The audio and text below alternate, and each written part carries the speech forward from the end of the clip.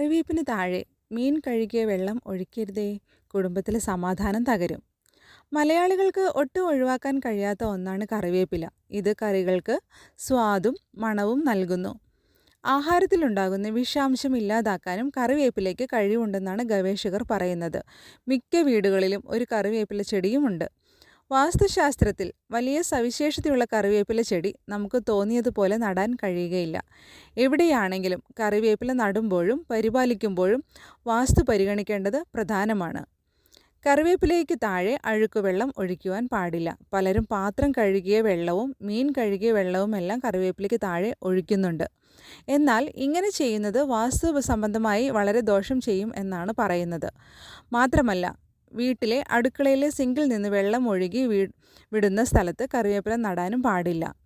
ഇത്തരത്തിൽ അഴുക്കുവെള്ളം കറിവേപ്പിലയ്ക്ക് താഴെ എത്തുന്നത് നിങ്ങളുടെ വീട്ടിലെ സമാധാന അന്തരീക്ഷം തകർക്കുന്നതായിരിക്കും.